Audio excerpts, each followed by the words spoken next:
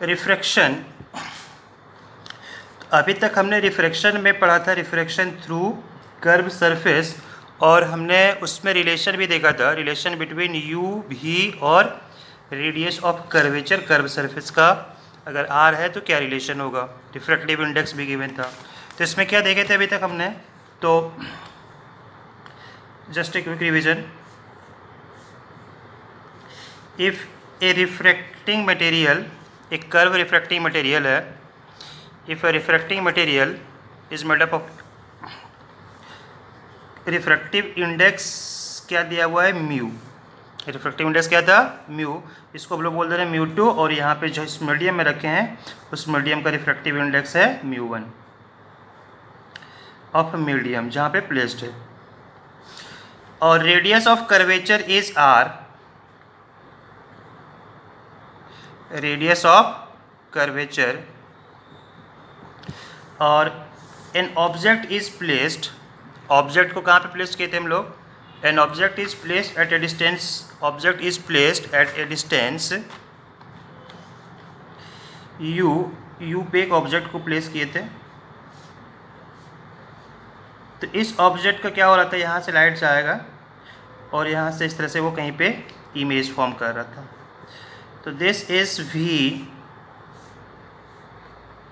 This is v, और ये क्या होगा, अपने रेडियस ऑफ कर्वेचर से बेंड होगा। तो ये वैल्यू क्या था, r. In this the relation क्या मिला था हम लोग को कि mu two divide by v minus mu one by u is equals to, mu two divide by v minus mu one by u is equals to क्या था, mu two minus mu one divide by are.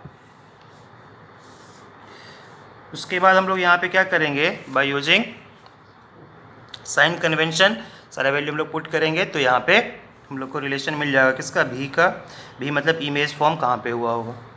देखो इसको अगर हम लोग देखना चाहें तो for plane surface, for plane surface radius of curvature जो होगा वो क्या हो जाएगा, इन्फिनिटी, क्योंकि सरफेस अगर प्लेन हुआ तो plane surface is a very very large sphere, तो इसका रेडियस क्या हो जाएगा, रेडियस ऑफ कर्वेचर जो है वो आर टेंड्स टू इन्फिनिटी। इसका रिफ्लेक्टिव इंडेक्स क्या है, म्यू टू, और रिफ्लेक्टिव इंडेक्स क्या है, mu one. In this case mu two by v minus mu one by u is equals to mu two minus mu one divide by infinity, और ये value क्या होता है, वन बाई इन्फिनिटी क्या हो गया, zero. In that case mu two minus v minus mu one, mu two by v minus mu one by u is equals to zero. इसका मतलब v जो होगा, v क्या हो जाता, v इधर जा रहा है तो v is equals to mu one by, sorry, mu two by v is equals to mu one by u, को v फाइंड करना है, v is equals to u into mu two divide by u into mu two divide by mu one, u into mu two divide by mu one, इस basis पे। देखो b मतलब क्या है, observer, b means observer, phi जो है वो कहाँ पे ऑब्जर्व कर रहा है, ऑब्जर्वर, ऑब्जर्वर कहाँ पे है, डेंसर में, अगर मान ले रहे हैं तो उस केस में देखो म्यू टू अगर बड़ा है किससे, म्यू वन से, तो यहाँ से v जो होगा, अपेयर जो होगा डिस्टेंस, ये क्या होगा उसको, ये u जो होगा, u इसको बड़ा अपेयर होगा, जो होगा वो क्या हो जाएगा, वो बड़ा होगा, होता ही है। जैसे कि हम लोग रेयर से डेंसर देखते हैं और डेंसर से रेयर देखते थे, जो पूरा सिंपल सा जो केस हमने देखा था वो सारा चीज़ यहाँ पे है, ठीक है। बट अगर कर्व होगा तो ये डायरेक्टली नहीं लिख सकते हैं, तो कर्व के लिए हम लोग क्या करेंगे, इसको डिराइव किए थे और रिलेशन आया था, मतलब रेडियस का भी उसमें रोल आएगा, ओके। अब इसमें देखते हैं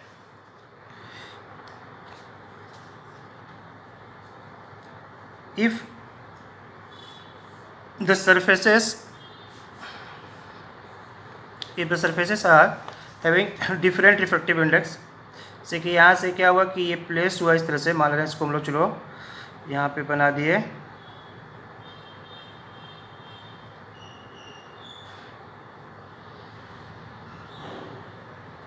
इस तरह का सरफेस है, मतलब एक सरफेस कुछ ऐसे बना होगा, ये इस स्फीयर का पार्ट होगा और एक कुछ इस इधर वाले स्फीयर का पार्ट होगा।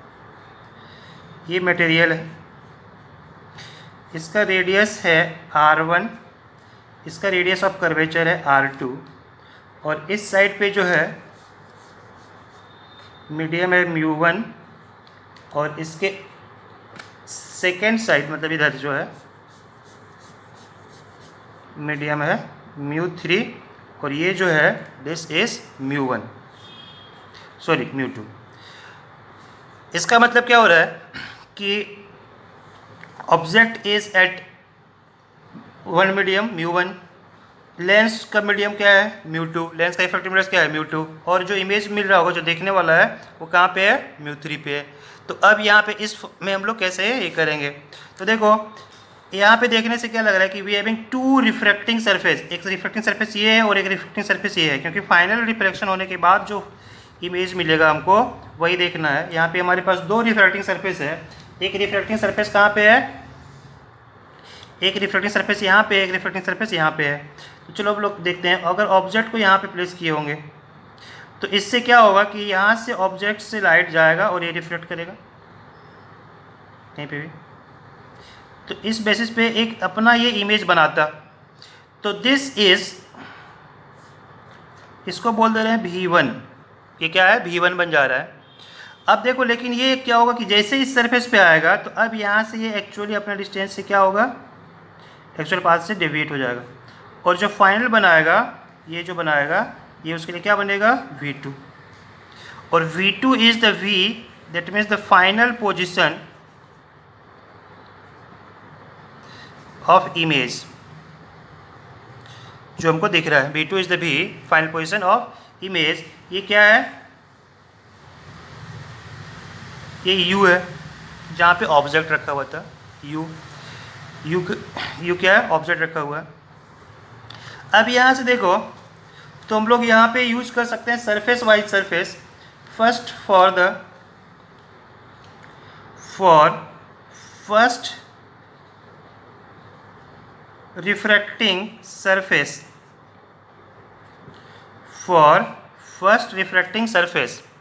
जो फर्स्ट रिफ्रैक्टिंग सरफेस है उसके लिए हम लोग यूज करते हैं स्फेरिकल सरफेस का फॉर्मूला। तो क्या था, μ2 में क्या मिल रहा है V1, μ2 by V1 minus μ1 by U minus μ1 by U is equals to μ2 minus μ1 divide by R1।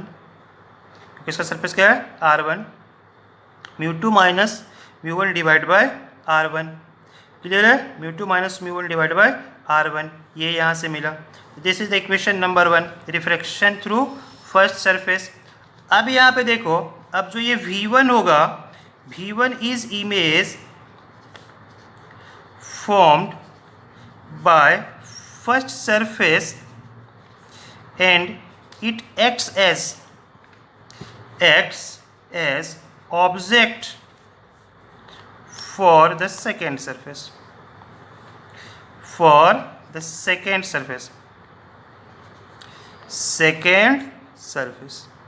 Object for the second surface.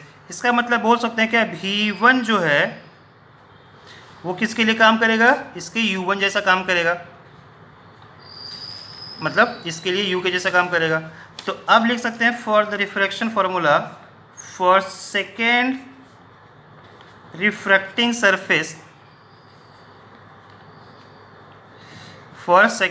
Surface, finally image कहाँ पे बन रहा है, μ3 में बन रहा है। This is μ3, final image is formed at 3, तो μ3 में ये बन रहा है, μ3 डिवाइड बाय क्या होगा V माइनस μ2 से आ रहा है, कौन आ रहा है V1 is equals to mu कहाँ से आ रहा है 2 से minus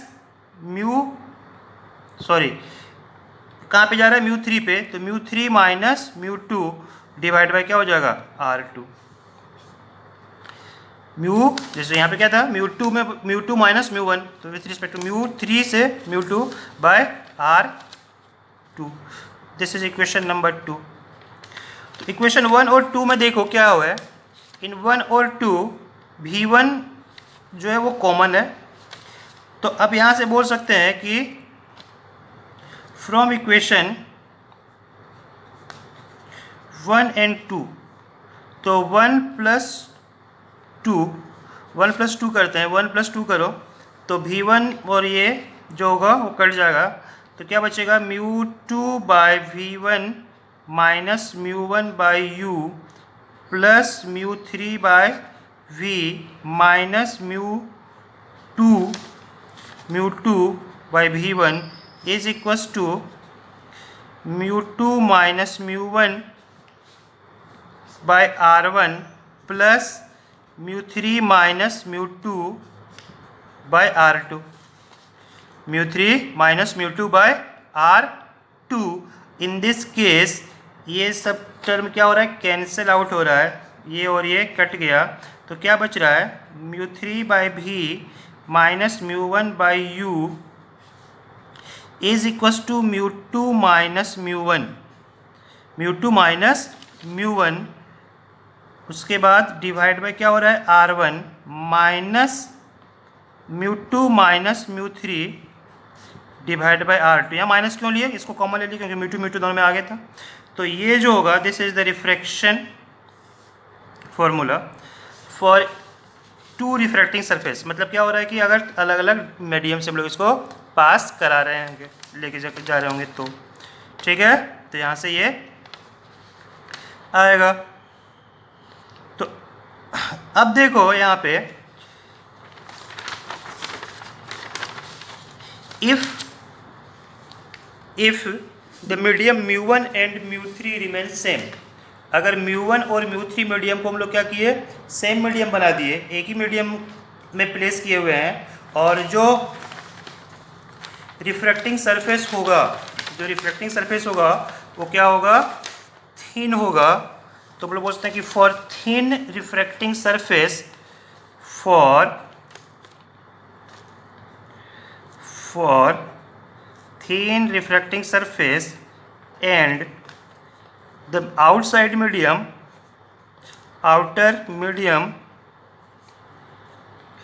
will remains same, that means μ1 is equals to μ3, और दिस इज इक्वल्स टू मान लेना कि μ1 के इक्वल है, μ1 इक्वल्स टू μ3, वो किसके इक्वल है, μ1 के इक्वल है।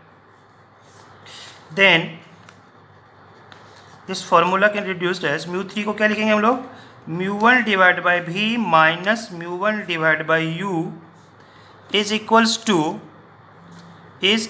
To μ2 minus μ1 by R1 minus μ2 minus μ1 divide by R2। इसमें से क्या हुआ, μ1 को कॉमन ले रहे हैं, तो 1 by V minus 1 by U is equals to μ2 minus μ1 common हो रहा है, this is equals to 1 by R1 minus 1 by R2, 1 by R1 minus 1 by R2, μ1 से डिवाइड कर दो तो इसको लिख सकते हैं 1 by V minus 1 by U is equals to, divide करने पे क्या आ जाएगा, μ2 by μ1 minus 1 into 1 by R1 minus 1 by R2। तो ये हमारा क्या हो रहा है, एक रिलेशन आ रहा है, कब, जब यहाँ पे क्या होगा, इस रिलेशन कब है, जब एक थिन रिफ्रैक्टिंग सरफेस है कर्व, और यहाँ से एक इमेज को प्लेस्ड किए, ऑब्जेक्ट को प्लेस किए और उसका इमेज बन रहा है। तो दिस इज द V, और ये वैल्यू क्या है, ये वैल्यू है U, और ये क्या हो जाएगा R1, और ये क्या होगा R2। फर्स्ट वाले का R1, सेकंड वाले का R2। फर्स्ट रिफ्रैक्टिंग सरफेस को R1 बोल रहे हैं, सेकंड रिफ्रैक्टिंग सरफेस को क्या बोल रहे हैं, R2। तो रिलेशन ये वैलिड है। अब देखो यहाँ पे we know that focal length को डिफाइन कैसे किए थे, फोकल लेंथ ये डिफाइन कब होगा, जैसे कि when a light ray is parallel to principal axis, that is from infinity, बोल सकते हैं from infinity, then it passes through focal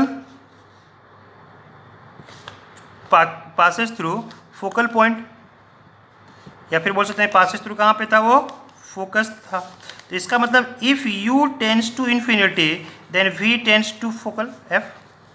अगर u का वैल्यू क्या होगा, इन्फिनिटी होगा, इन दैट केस v क्या हो जाएगा, f हो जाएगा। तो पुट कर दो, तो from the given equation, from given equation, तो 1 बाय v को लिखेंगे 1 by f minus 1 by infinity is equals to mu 2 by mu 1 minus 1 by r1 minus 1 by r2। ये लिखेंगे। 1 बाय इन्फिनिटी का वैल्यू क्या होता है, सबको पता है 0 होता है। This can also return as 1 by f is equals to mu 2 by mu 1 minus 1 into 1 by r1 minus 1 by r2, where r1 and r2 are taken with proper sign. r1 and r2 taken with proper sign. तो देखो 1 by f क्या हो गया, focal length. 1 by f is focal length, that means this formula gives the focal length of that refracting surfaces, combination of refracting surfaces. That means this gives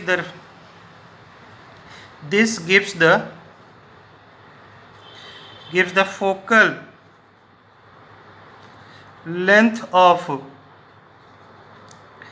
refracting surfaces।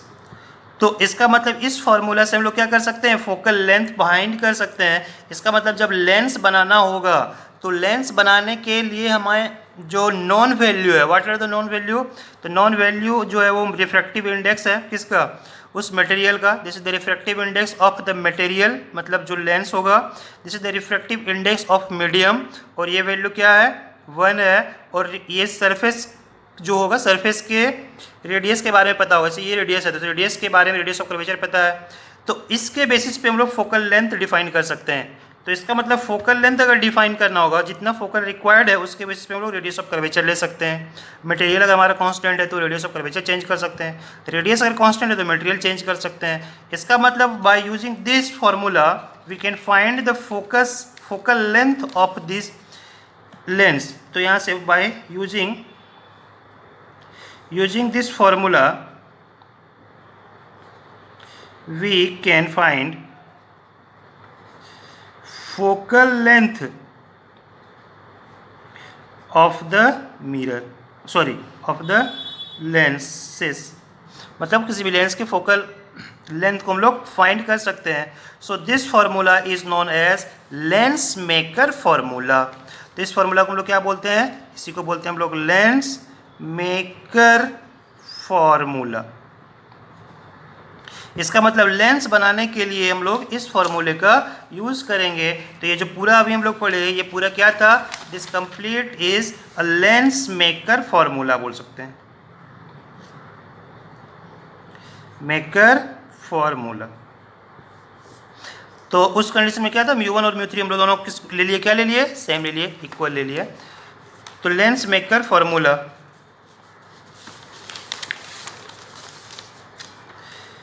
तो देखो यहाँ पे, तो this formula is valid for a thin lens. ये किसके लिए था, thin lens के लिए ये फॉर्मूला वैलिड था। तो अभी हम लोग लेते हैं दो रिफ्लेक्टिंग सरफेस ले रहे हैं यहाँ पे। दिस रेडियस इज 10 सेंटीमीटर और इसका जो रेडियस ऑफ कर्वेचर है वो है 15 centimetre. The refractive index of the glass is 1.5। तो बोल रहा है find the focal length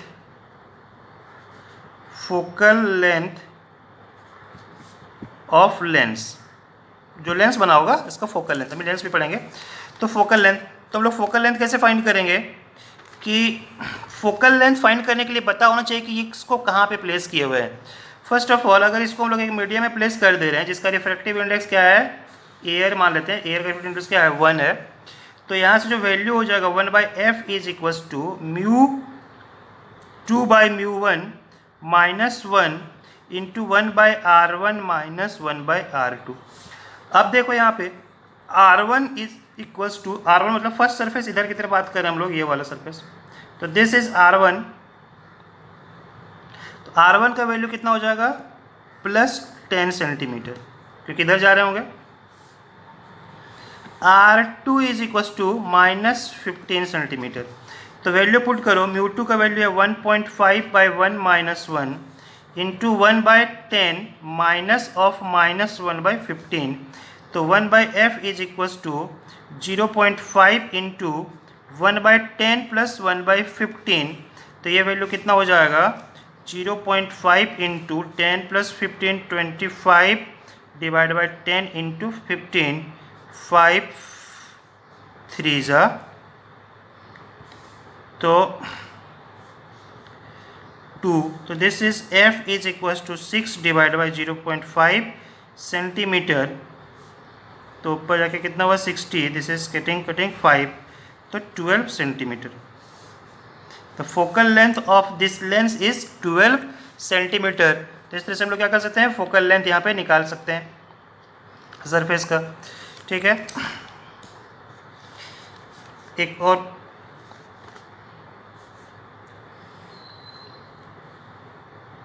एक इस तरह का सरफेस गिवन है, दिस इज रेडियस, ये रेडियस प्लेन सरफेस है तो कितना हो जाएगा इन्फिनिटी, और इसका रेडियस दिया हुआ है 30 सेंटीमीटर।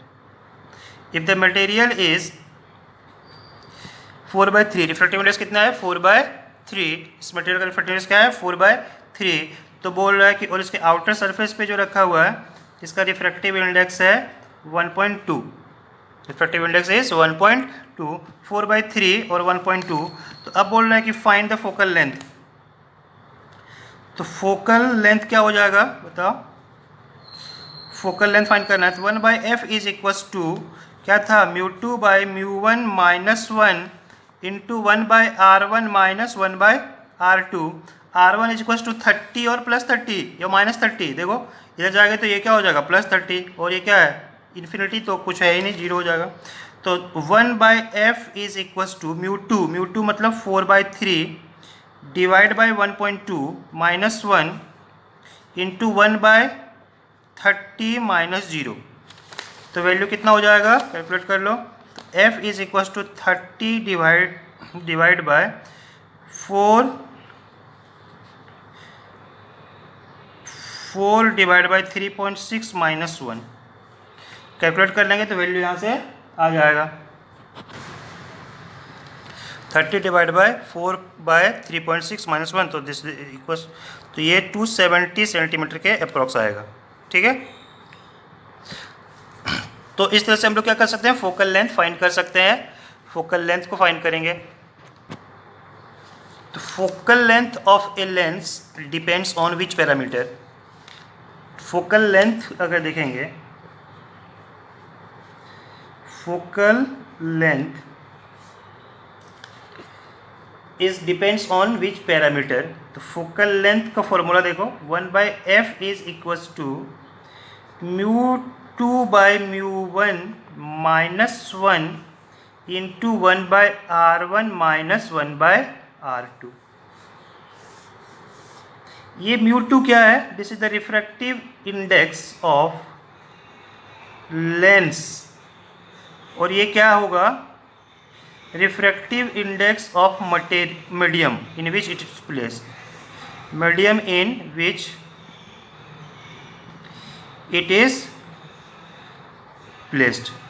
इसका मतलब क्या हो गया कि 1/f is equals to μl divide by mu medium minus 1 बोल सकते हैं 1/r1 minus 1/r2। This can also return as refractive index of length with respect to medium minus 1/r1 minus 1/r2। Reciprocal of focal length है, ये focal length नहीं है, this is reciprocal of focal length. Focal length जब तक लिखना पड़ेगा तो क्या करेंगे, इसको रिवर्स कर लेंगे, 1 बाय करेंगे। तो that means the focal length is depends on, तो हम लोग बोलते हैं क्या, focal length of lens depends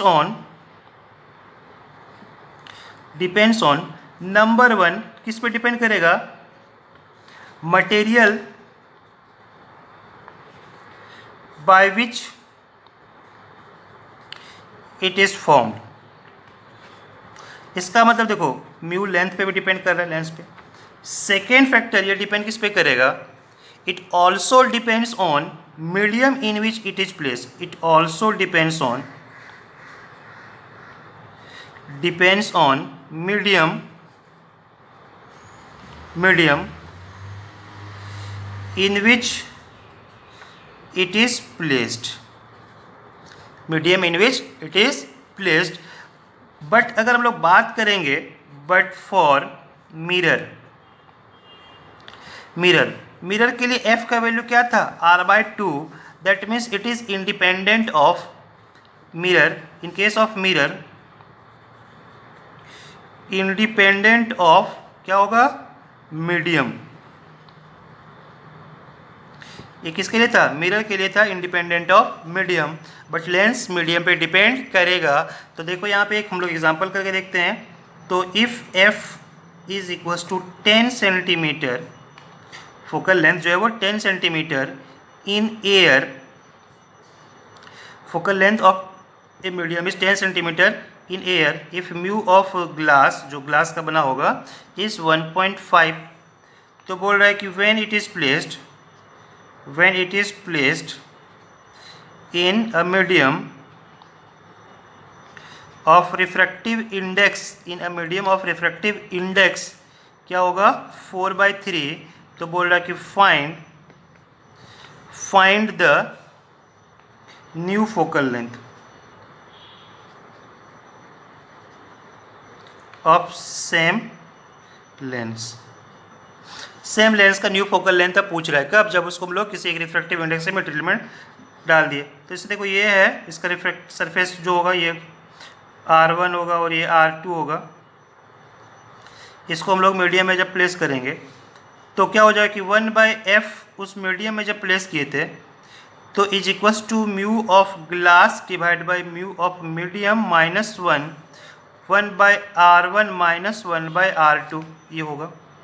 और जब ये एयर में था, कहाँ पे था, एयर में था, तो 1/f in air is equals to mu of glass, air का क्या होता है 1 minus 1 divide by 1/R1 minus 1/R2। इसको सॉल्व तो खुद भी कर सकते हो, क्या करोगे, दोनों को डिवाइड कर दोगे, एक दूसरे से डिवाइड कर देंगे तो ये वैल्यू क्या होगा, कट जाएगा। डिवाइड करेंगे तो क्या हो जाएगा, f of air divide by f of medium, f of air divide by f of medium is equals to mu g by mu medium minus 1 divide by mu g, 1 तो लिखना ही नहीं है, माइनस 1। सॉल्व कर लेंगे क्योंकि R1 और R2 क्या हुआ, कट गया, उसका कोई रोल ही नहीं था। ये वैल्यू तो गिवन है, कितना है 3/2 1.5, ये कितना है 4/3 माइनस 1, और यहाँ से वैल्यू हम लोग क्या कर सकते हैं, पुट कर सकते हैं। That means the refractive index के बेसिस पे क्या हो रहा है, फोकल लेंथ डिपेंड कर रहा है, फोकल लेंथ डिपेंड कर रहा है। And it also depends on, क्या बोल सकते हैं हम लोग, and it also depends on, third factor, it also depends on the parameter 1/R1 minus 1/R2, that means radius of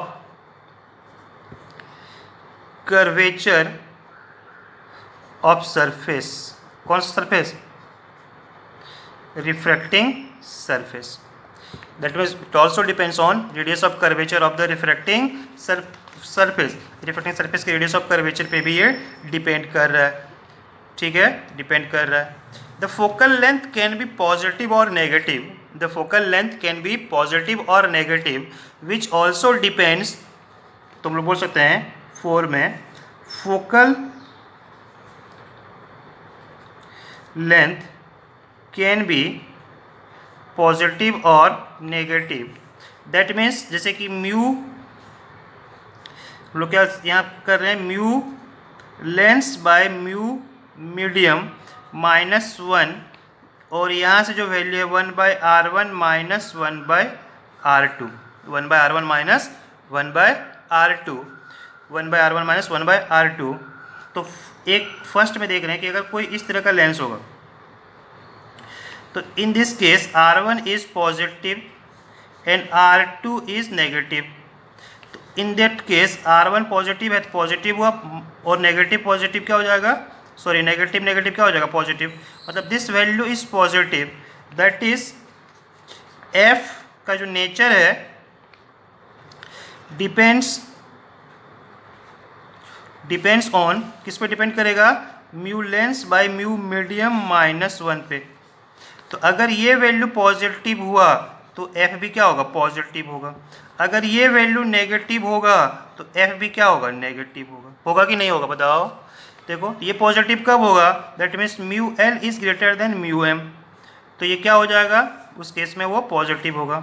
अब देखो अगर mu lens is less than mu medium, मतलब लेंस को कहाँ पे प्लेस की, डेंसर में, तो वो क्या हो जाएगा, नेगेटिव हो जाएगा। ठीक है, इस बेसिस पे हम लोग देख के बता सकते हैं।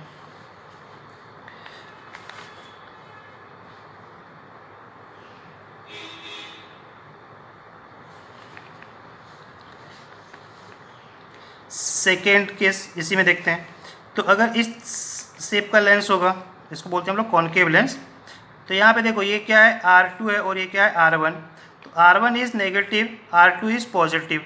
In this case 1/r1 negative minus 1/r2, this means ये वैल्यू क्या हो जाएगा, this value is always negative. तो ये वैल्यू क्या है, नेगेटिव है। इसका मतलब f जो होगा नेगेटिव होगा कब, जब mu l by mu m -1 जो है वो क्या होगा, पॉजिटिव होगा। और f इज पॉजिटिव कब, जब mu l divide by mu m -1 क्या होगा, नेगेटिव होगा। This means mu l is greater than mu m, तो ये वाला वैल्यू हो जाएगा। और अगर mu l is less than mu m तो ये वाला वैल्यू होगा। ठीक है, इस बेसिस पे फोकल लेंथ हम लोग कैलकुलेट कर सकते हैं। ये क्वेश्चंस कर लेना। For each thin lens shown in the figure calculate the focal length of focal length if the refractive index of length is 1.5 and place in air. सबका डायग्राम में दिया हुआ है value. R 10 centimetre, 15 centimetre, 10 flat, 10 15 10 15। ठीक है, ये value calculate कर लो। Next one question, a lens maker wants to make a lens maker wants to make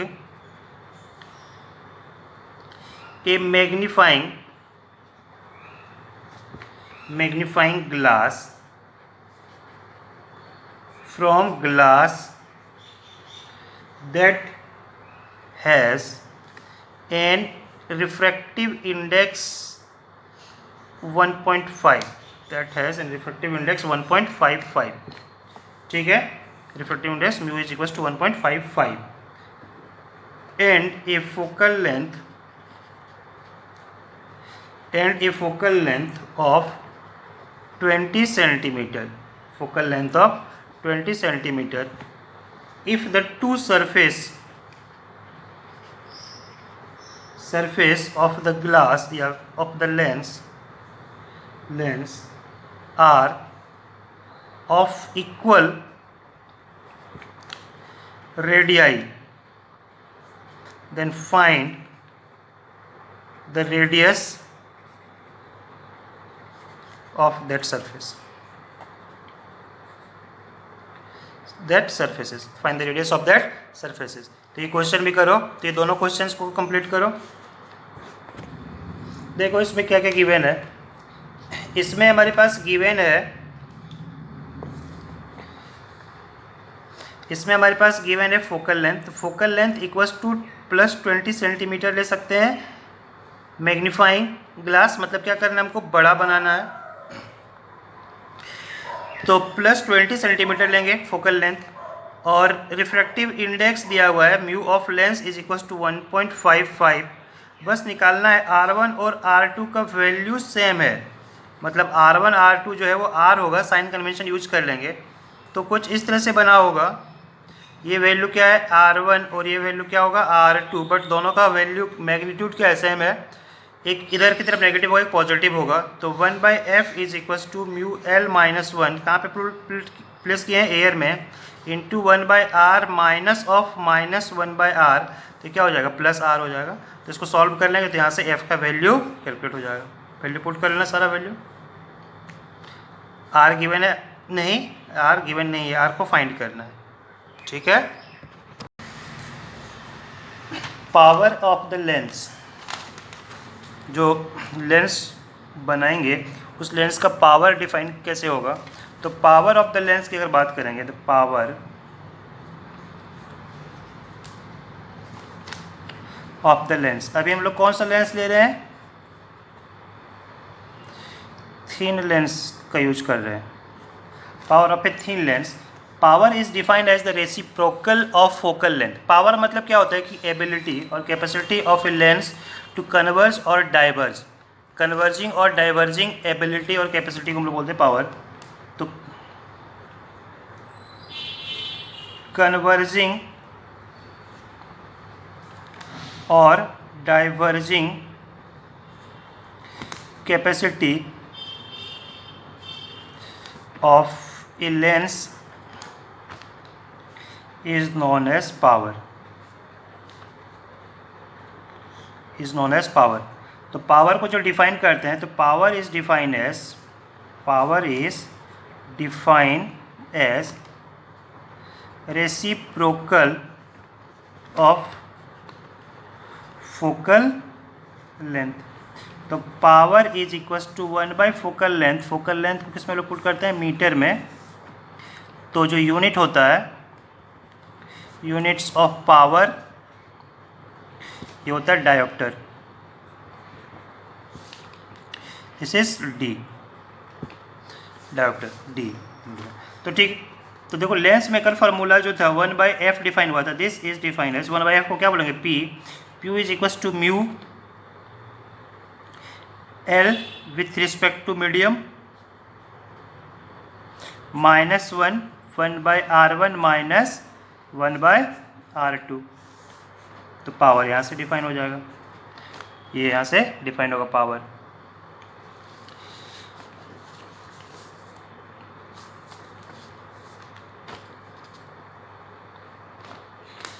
अब देखो जो भी लेंस हम लोग यूज़ करते हैं उसको हम लोग थिन मान ले रहे हैं। थिन लेंस का मतलब क्या हुआ, थिन लेंस मीन्स जो होगा द सेपरेशन जो लेंस के बीच का है वो क्या है negligible, that means the separation between the two surfaces, ये जो सेपरेशन है दोनों सरफेस के बीच का, दिस इज मान लेना d. In thin lens d is negligible as compare to other parameter, मतलब जो भी अदर लेंथ ले रहे हैं, अदर हम लोग क्या बोल सकते हैं लेंथ, अदर डायमेंशन के कंपेयर में डी क्या होगा नेग्लिजिबल होगा। In this case this is known as thin lens, तो इसको हम लोग क्या बोलेंगे, this type of lens are consider as thin lens, consider as thin lens. और ये जितने भी फॉर्मूला हम लोग देखे थे, this all formulas are valid for thin lens only, this all are valid for thin lens only. तो देखो इफ टू सरफेसेस अगर हम लोग इस तरह से बना रहे हैं, in this case R1 is equals to R2, तो जो f हो जाएगा वो 1/f इज इक्वल्स टू क्या हो जाएगा कि mu minus 1/r1 minus 1/r2, और ये वैल्यू क्या हो जाएगा 0, that means power in this case 0 हो रहा है। अगर ये देखा जाए तो थिन लेंस बन रहा है, थिन लेंस मतलब क्या हो रहा है, इसके बीच के सेपरेशन को हम लोग क्या कर दे रहे हैं नेगलेक्ट कर दे रहे हैं। तो ये R1 था और ये क्या था R2, और R1 R2 दोनों को इक्वल लेना पड़ेगा। तो ये 0 हो जाएगा। तो ये वैल्यू जो है दैट मीन्स ये क्या कोई काम का नहीं है, लेकिन क्या इसका पावर 0 है? नहीं, इसका पावर 0 नहीं है। क्यों? क्योंकि R1 और R2 दोनों इक्वल हो ही नहीं सकता। तो हैविंग सम थिकनेस, तो इसके पास क्या है? कुछ थिकनेस है। तो थिकनेस होगा तो फिर पावर का कुछ वैल्यू आएगा, क्योंकि हम लोग का जो ये होता है लेंस होता है, चश्मा होता है, चश्मा भी इसी शेप का होता है, आइदर कॉनकेव और कॉन्वेक्स, डिपेंड करता है कि किस नेचर का उसको डिफेक्ट है। ओके, तो वहाँ पे जो बनेगा वो थिन ही होता है बहुत, लेकिन उसके बीच का कुछ तो थिकनेस होता है, दैट मीन्स वो पावर के लिए रिस्पॉन्सिबल होगा। तो अब देखो, तो यहाँ से डिफाइन करेंगे तो थिक लेंस क्या होगा? थिक लेंस, इस पर हम लोग डिटेल्स पे नहीं जाएंगे, बस हम लोग को थोड़ा सा देख लेते हैं कि थिक लेंस मेडिकल वाले अगर नहीं भी देखोगे तो चलेगा। थिक लेंस मतलब क्या हो रहा है? The lens having certain thickness. If we are going to consider a real lens, तो for a real lens they it having a certain thickness, तो बोल सकते हैं कि real lens having certain thickness and it cannot be neglected as compared to other dimension। दूसरे dimension के respect में, compare में इसको हम लोग नेग्लेक्ट नहीं कर सकते। Then this lens is known as thick lens. इसको हम लोग क्या बोलेंगे? Thick lens.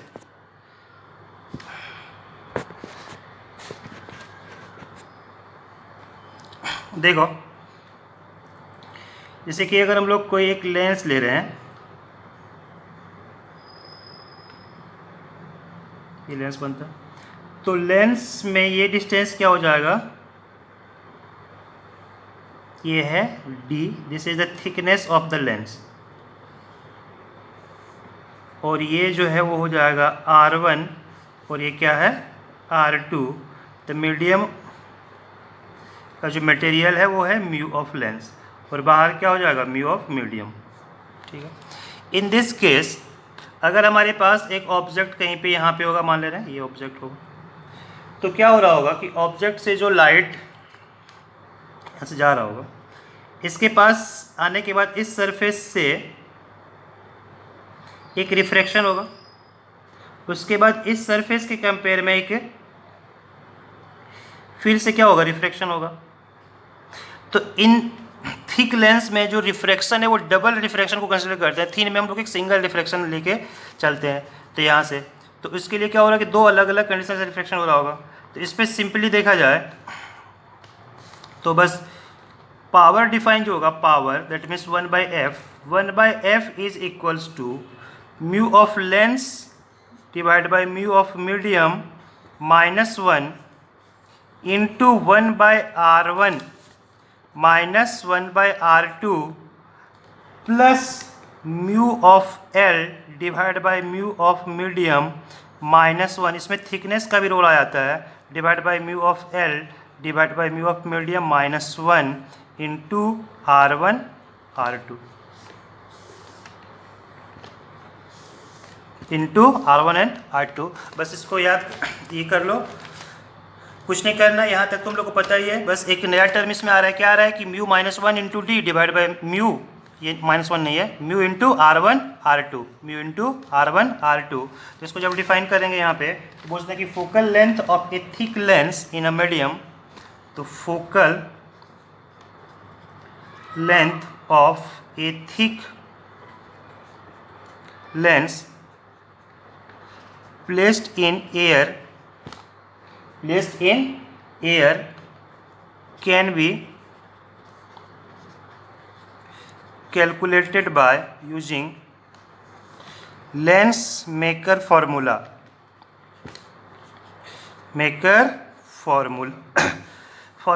तो यहाँ पे लेंस मेकर फार्मूला क्या हो जाएगा? 1/f is equals to mu -1 1/r1 -1/r2, इतना तो पता ही है। बस एक नया टर्म इंक्लूड हो रहा है, वो क्या हो रहा है? Mu -1 into D divide by mu into R1 R2। Mu into R1 R2, where D is the separation. D क्या है, R1 क्या है, R1 एंड R2 जो है वो क्या है, radius of curvature. First refraction R1 क्या, फर्स्ट रिफ्रैक्टर, और सेकेंड में क्या हो जाएगा R2, R1 एंड R2। और D क्या है, D is the thickness of lens, D is the thickness of lens. और म्यू क्या है, refractive index of lens with respect to medium, तो इस बेसिस पे हम लोग क्या कर सकते हैं, यूज कर सकते हैं। इसी में देखो फॉर थीन की बात करेंगे, फॉर थीन अगर थीन में देखे थे तो क्या था, डी जो था वो नेग्लिजिबल, मतलब इसको जीरो मान लो, तो 1/f इज इक्वल टू, देखो क्या आ रहा था, mu minus 1/r1 minus 1/r2। D को नेग्लिजिबल किए तो ये वैल्यू आया था, ठीक है। अगर कोई इसको प्रूव करना चाहेगा थिक के लिए तो प्रूव कर सकते हो। उसके लिए क्या करना, जो हम लोग लेंस मेकर फॉर्मूला यूज़ किए थे उसमें u तो होगा, पहला u तो यही होगा, लेकिन सेकेंड केस में जो v बनेगा, मतलब यहाँ पे जो v बनेगा वो तो v यही बनेगा, लेकिन दूसरे के लिए सेकेंड सरफेस के लिए जब हम लोग यूज करेंगे तो ये वैल्यू क्या था, उसके लिए d हो जाएगा। ये वैल्यू वहाँ पे क्या ले लेंगे हम लोग, d ले लेंगे। तो उसके लिए जो u का काम आएगा, u दैट मीन्स v1 जो आएगा, तो v1 माइनस d और प्लस d, डिपेंड करेगा किस नेचर का सरफेस है। तो v1 प्लस माइनस d आएगा, कहाँ से आएगा, यहाँ से आ जाएगा। दैट मीन्स ये जो हम लोग लिखे थे v1, डायरेक्टली v1 नहीं होगा, यहाँ पे क्या होगा, v1 के जगह पे v1 प्लस माइनस d होगा, और फिर उसको सॉल्व करेंगे तो वहाँ से एलिमिनेट करना पड़ेगा v1 को, और फिर फॉर्मूला यही आएगा।